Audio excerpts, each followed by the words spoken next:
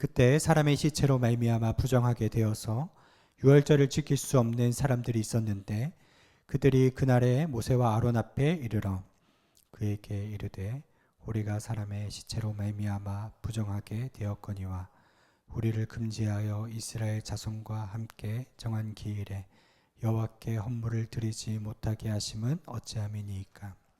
모세가 그들에게 이르되 기다리라. 여호와께서 너희에게 대하여 어떻게 명령하시는지 내가 들으리라. 여호와께서 모세에게 말씀하여 이르시되 이스라엘 자손에게 말하여 이르라.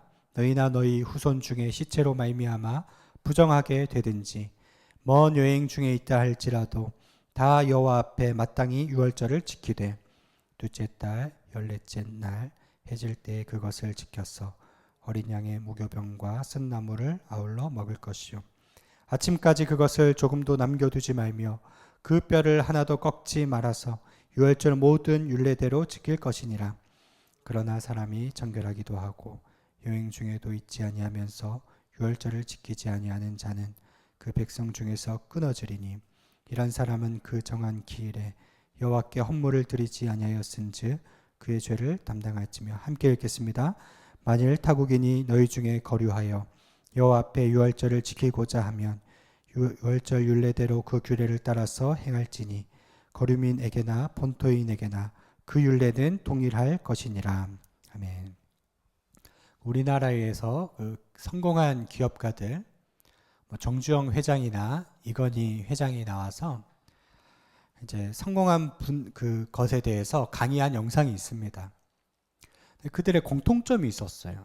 뭐냐 하면 잘 감춰야 한다는 것입니다. 무엇을 잘 감춰야 할까요? 세 가지를 얘기하는데요. 첫 번째, 힘을 잘 감춰야 된다는 거예요. 이 정주영 회장이 이야기하기를 젊을 때부터 누구보다 건강에는 자신이 있었대요. 새벽에 아주 일찍 일어나서 자녀들 다 모아서 식사를 같이 하죠. 새벽부터 밤늦게까지 일을 해도 지치지 않는 체력이 있었다는 겁니다. 그러나 그는 절대로 자기 체력, 힘 자랑을 한 적이 없다는 것입니다. 왜냐하면 그 이유를 설명하기를 세상은 강한 자를 이용하고 약한 자를 돕는다는 거예요. 강한 척하는 사람, 자기 힘 자랑하는 사람 하나 둘 주위에 적이 생기는 것입니다. 반면에 내가 좀 약하고 부족하다 이런 것들을 드러내면요 사람들이 불쌍히 여겨서 돕는다는 것을 일찍 깨달았다는 거예요. 참 일리가 있는 말이 아닌가. 두 번째 뭐를 감춰야 되냐면 돈 많은 걸 잘 감춰라는 거예요. 예를 들어서 조용구란 연예인은요 60억을 모았는데 주식 투자로 21억을 날렸다고 합니다. 그리고 주변에 그렇게 돈 빌려달라고 하는 사람이 많아가지고 35억을 빌려줬대요. 여기저기. 지금까지 한 푼도 못 받고 지금 남아있는 돈이 4억 5천밖에 없다. 최근에 한 얘기예요.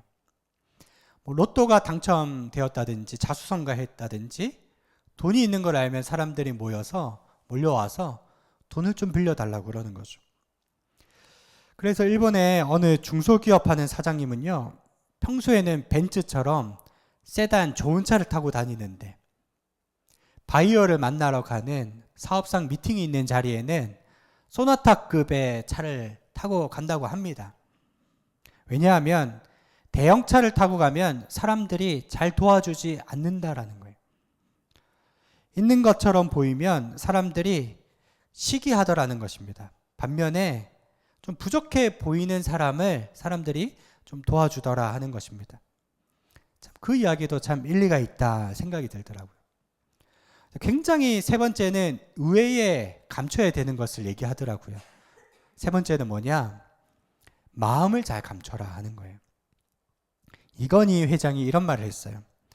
비즈니스 하는 사람은 분노, 슬픔, 기쁨 등 감정이나 자기 속마음을 절대로 드러내지 마라.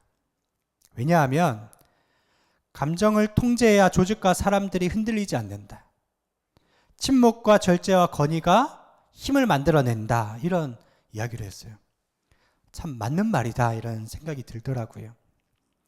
힘을 감추고 돈을 감추고 마음을 감춰라.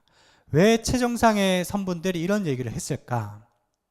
저는 이거를 우리말로 하면요, 은혜, 헤세드라는 단어로 좀 표현하고 싶습니다. 그러면 사람도 하나님도 겸손한 자에게 은혜를 베풉니다. 갈급해하는 사람에게 하나라도 더 주고 싶어 합니다. 반면에 우쭐대는 사람을 좋아할 사람은 세상에 없는 거죠. 자기 자랑하고 과시하고 우쭐대는 사람, 그럼 조심하고 또 조심해야 하듯이, 그럼 오늘 본문은요, 하나님의 은혜에 관한 본문입니다. 헤세드죠. 민수기서 9장인데요. 1절에서 5절까지는 유월절 잘 지키라는 얘기예요. 유월절이라는 무엇입니까? 영어로 패스오버, 뭔가 지나간다 하는 뜻이에요. 예굽에서 430년 종살이 하면서요, 하나님은 10가지 재앙을 통해 이스라엘 백성을 출애굽시키시죠. 애굽을 탈출시키시는데 마지막 재앙이 뭔지 아세요? 장자의 죽음입니다. 하나님께서 그날 밤에 어린 양을 다 잡고 문설주와 문인방에 어린 양의 피를 발라라. 그 말씀대로 순종한 가정은 살아난 거죠. 그것을 기념해서 유월절이라고 했습니다. 매년 이스라엘 달력으로 1월 14일에 가장 큰 명절로 유월절을 지키라는 겁니다. 지금도 유월절을 가장 귀하게 지키고 있는데, 여러분 오늘 본문은 여러분들 정말 성경을 유심히 보지 않으면 잘 발견하기 힘든 제2의 유월절, 은혜의 유월절을 얘기하고 있는 겁니다. 6절과 7절 말씀을 같이 읽어볼까요? 시작. 그때 사람이 시체로 말미암아 부정하게 되어서 유월절을 지킬 수 없는 사람들이 있었는데 그들이 그날에 모세와 아론 앞에 이르러 그에게 이르되 우리가 사람의 시체로 말미암아 부정하게 되었거니와 우리를 금지하여 이스라엘 자손과 함께 정한 기일에 여호와께 헌물을 드리지 못하게 하심은 어찌함이니까. 어떤 사람들이 모세에게 와서 자기들의 속 깊은 사정을 이야기하는 겁니다. 예를 들어서 가족이 죽어서 어쩔 수 없이 죽은 시체를 만지면 사람이 부정해져요. 그러면 성 밖에, 진 밖에 나가서 일주일을 머물다 들어와야 되고, 또는 사람들이 부정하게 여기는 도축업에 종사하는 부정한 짐승을 만질 수 없는 사람들은 평생 유월절을 지키지 못하는 거예요. 우리는 이러한 안타까운 사정이 있는데 저희들 어찌합니까? 타원언을 했던 것이죠. 그 당시 이스라엘 인구가 200만이었죠. 그러니까 하루에 얼마나 많은 사람들이 죽어 나가겠습니까? 병들어서 죽고 나이가 많아서 죽고 어쩔 수 없이 죽은 시체를 만져야 하고, 가족들은요. 그 또 시체를 염하는 장례 지도사도 있었을 것이고, 또 우리로 말하면 군복무 때문에 주일 성수 못하는 사람도 있고, 의료기관에서 일하기 때문에 주일 예배 제대로 못 드리는 사람 어떻게 할 것이냐 그러는 거죠. 그러니까 8절에 모세가 내가 여호와께 물어볼 테니까 기다려봐라. 그리고 하나님의 응답이 온 것이 10절과 11절입니다. 우리 함께 10절과 11절 읽겠습니다. 시작. 이스라엘 자손에게 말하여 이르라.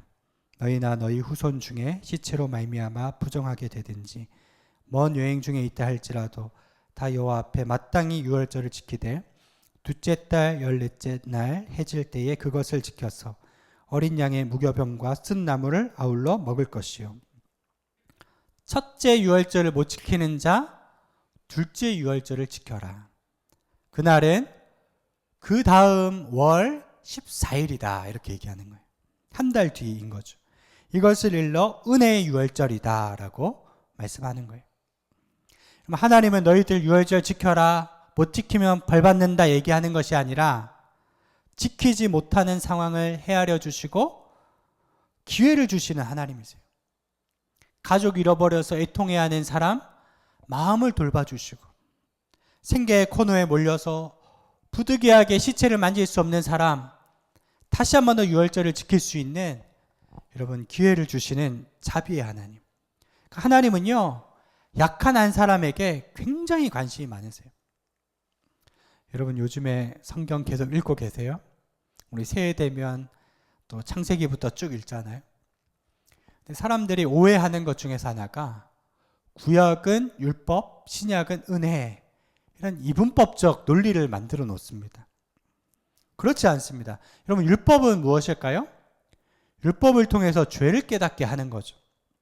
근데 요즘에 신학자들, 크리스토퍼 라이트나 톰 라이트 같은 신학자들은 새로운 해석을 제시하는데 구약을 율법으로 보는 게 아니라 은혜로 보는 것입니다. 율법은 우리를 망하라고 주시는 법이 아니라 생명 지키라고 주시는 은혜의 법인 거예요.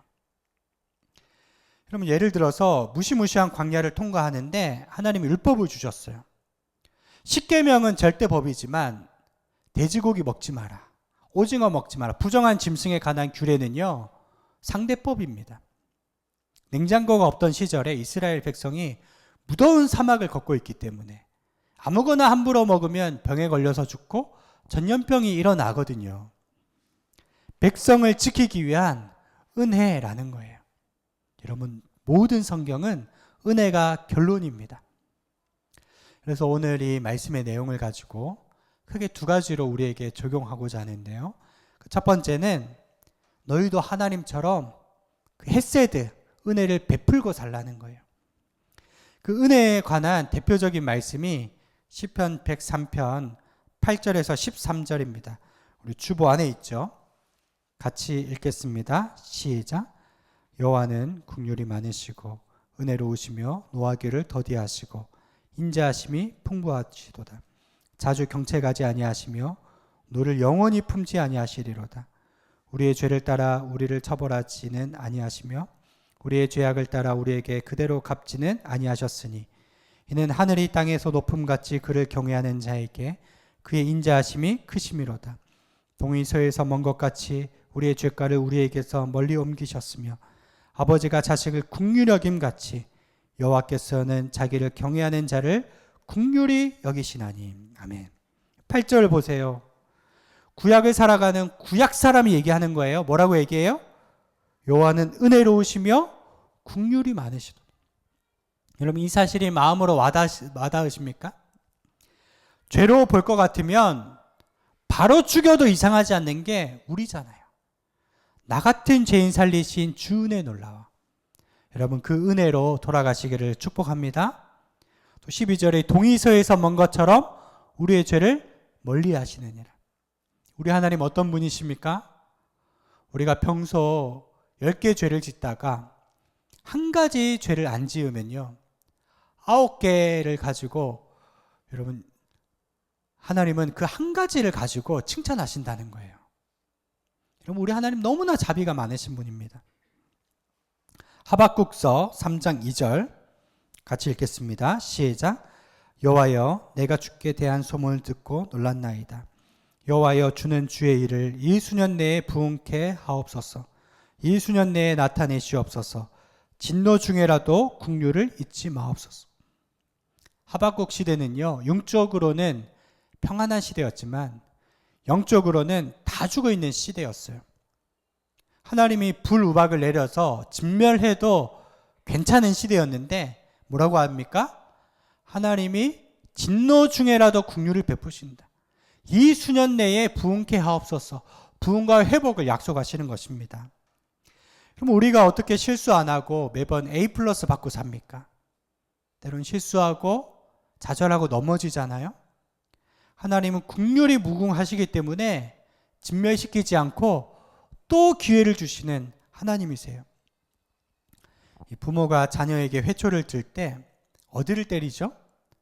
살점이 많은 데를 때리는 거예요.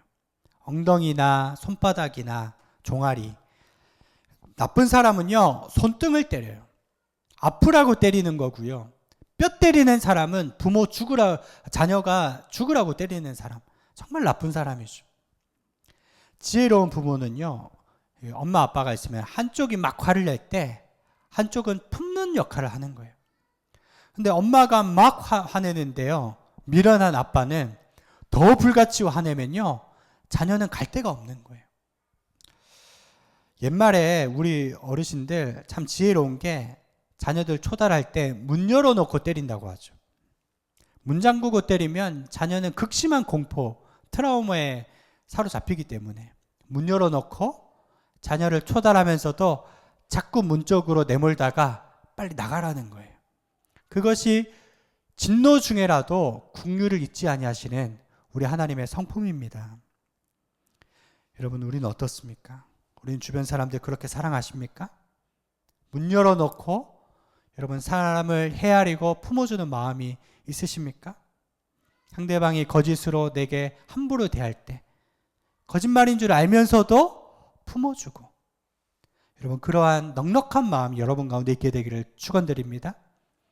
진노 중에 긍휼을 잊지 아니하시는 아버지의 성품. 신약에도 나와요. 고린도전서 10장 13절 시작. 사람이 감당할 시험 밖에는 너희가 당한 것이 없나니 오직 하나님은 미쁘사 너희가 감당하지 못할 시험 당함을 허락하지 아니하시고 시험 당할 즈음에 또한 피할 길을 내사 너희로 능히 감당하게 하시느니라. 하나님은요 우리에게 시험을 허락하십니다. 그러나 피할 길을 열어 놓으시고 시험도 허락하신다는 거예요.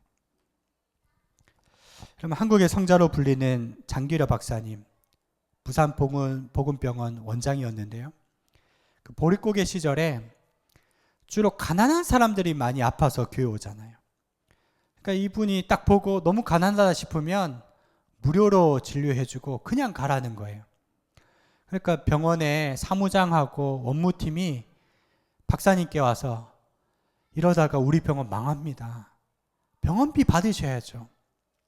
그러니까 박사님이 들어보고 논리적으로 맞거든요. 제가 그럼 진료비 받겠습니다. 그런데 막상 치료하다 보면 사람들 사정이 너무 딱한 거예요. 그러면 진료실 문을 열어놓고 얘기하다가 저기 문 열어놨으니까 빨리 나가라고. 유명한 일하죠. 우리 하나님께서 이러한 성품인 것 같아요. 우리에게 항상 문을 열어놓고 피할 길을 내시는 우리 하나님이신 줄 믿습니다. 여러분 관계 가운데 여러분 자꾸 뒷문을 열어놓으시길 바랍니다. 상대방의 수치를 감춰주시고요. 늘 헤아리는 그런 마음으로 하나라도 더 베풀면서 살아가시는 여러분들 되시기를 축원드립니다. 자, 두 번째 적용. 하나님의 은혜를 받되 은혜를 헛되이 받지 말라는 거예요. 오늘 11절 말씀 같이 읽겠습니다. 시작. 둘째 달 14째 날 해질 때에 그것을 지켜서 어린 양의 무교병과 쓴 나물을 아울러 먹을 것이요. 제1유월절이든 제2유월절이든 하나님이 이것은 반드시 너희가 지켜야 한다. 세 가지를 먹는 거예요. 첫째는 어린 양이요, 둘째는 무교병이요, 셋째는 쓴 나물입니다. 여러분 어린 양을 왜 먹을까요? 희생의 어린 양을 기억하라는 것입니다. 너희가 죽어야 하는데 어린 양 때문에 너희 장자가 살아나지 않느냐. 여러분 우리가 늘 예배드리고 성만찬 하잖아요. 어린 양 대신 예수님을 항상 기억하시길 바랍니다. 그 출애굽기에 보면 어린 양을 어떻게 먹는 줄 아십니까? 겉옷을 입고 허리띠를 두르고 급히 먹으라는 거예요. 여러분 편하게 잠옷 입고 먹으면 좋지 않습니까?